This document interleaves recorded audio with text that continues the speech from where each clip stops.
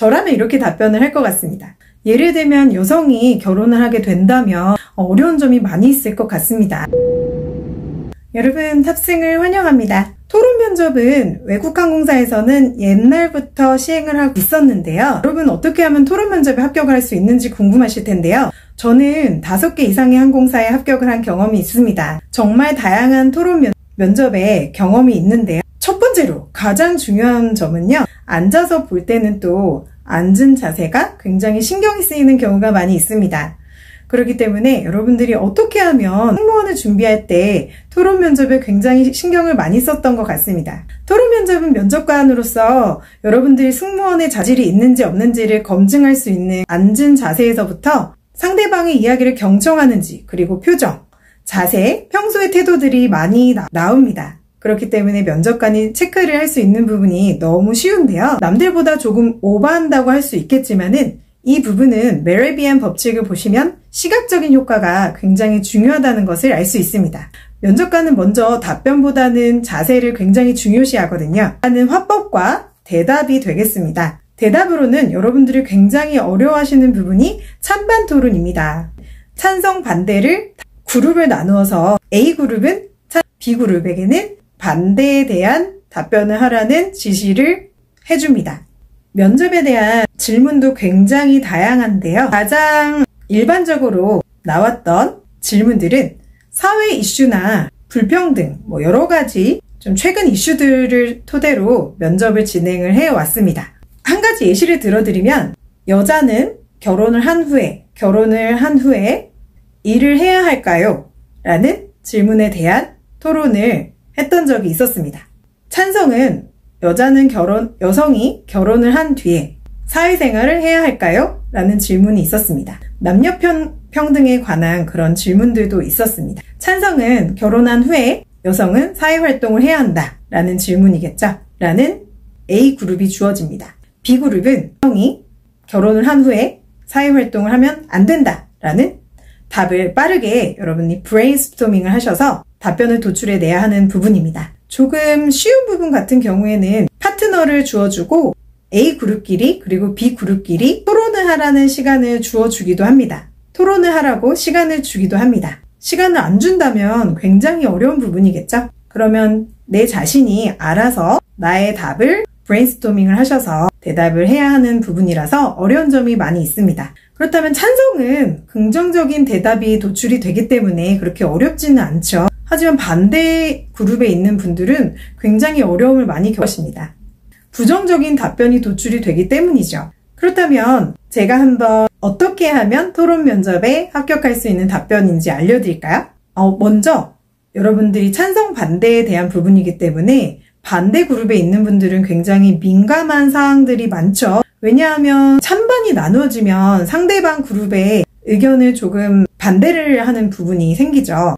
토론 면접의 포인트는 상대방, 나와 반대되는 그룹의 지원자들의 답변에 경청하는 것도 중요하고 또한 동의를 해주시는 것이 굉장히 중요합니다. 그렇기 때문에 저는 그 의견에 동의합니다. 저는 그 의견이 굉장히 좋다고 생각합니다. 라고 대답을 하셔야 합니다.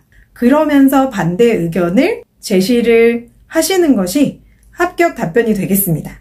그렇다면 어떻게 슬그머니 본인의 주장을 토론에서 이야기를 할 수 있을까요? 저라면 이렇게 답변을 할 것 같습니다. 예를 들면 여성이 결혼을 하게 된다면 어려운 점이 많이 있을 것 같습니다. 라고 일단은 누구나 들어도 일반적으로 이해가 가는 대답을 하는 것이 좋습니다. 공감적인 답변과 누구나 이해가 갈 수 있는 그런 이야기를 해주신다면 상대 그룹에서도 수긍을 쉽게 할 수 있겠죠. 토론은 싸움이 아니니까요. 그렇기 때문에 저는 여성이 결혼을 하고 업무를 하게 된다면 아무래도 너무 좋은 부분이겠지만 아이가 생긴다면 조금 어려울 것 같습니다. 이렇게 이야기를 하면서 상대방의 반대되는 의견을 수긍을 하고 동의를 해주면서 나의 의견을 조심스럽게 이야기를 하시는 것이 좋습니다. 또한 표정도 심각한 이야기를 하셨을 때는 웃으면서 이야기를 하면 안 됩니다. 있는 그대로 여러분들의 표정을 보여주셔야 하기 때문에 토론 면접은 굉장히 어렵죠. 그리고 또한 답변을 마무리를 해야 하는데요. 토론 면접에서는 여러분들이 리더가 되거나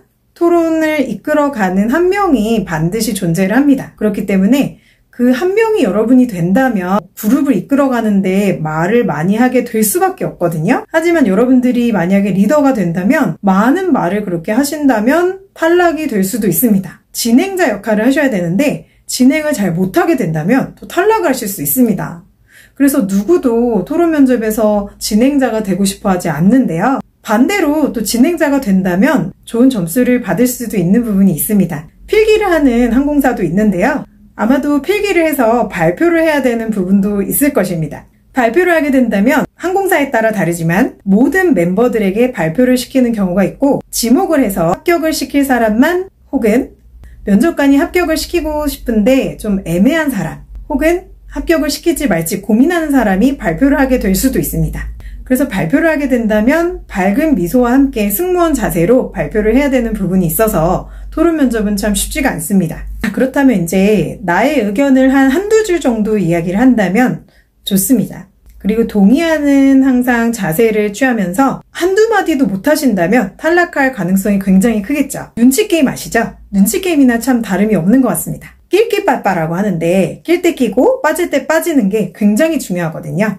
목도 상대방 이야기를 경청을 할 때 조금 앞쪽으로 15도 목례를 하는 정도의 자세를 취하면서 토론 면접을 진행을 하게 되면 여러분들이 내가 좀 아쉽다, 말을 못했다라고 하시는 분들이 많이 있을 겁니다.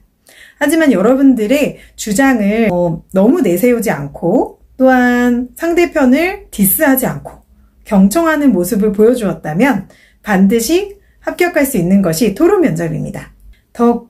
이렇게 오늘은 간략하게 토론 면접 합격 팁에 대해서 알려드렸습니다. 더 궁금하신 점이 있으시다면 댓글 달아주시기 바라겠습니다. 도움이 되셨다면 구독, 좋아요 부탁드립니다. 감사합니다.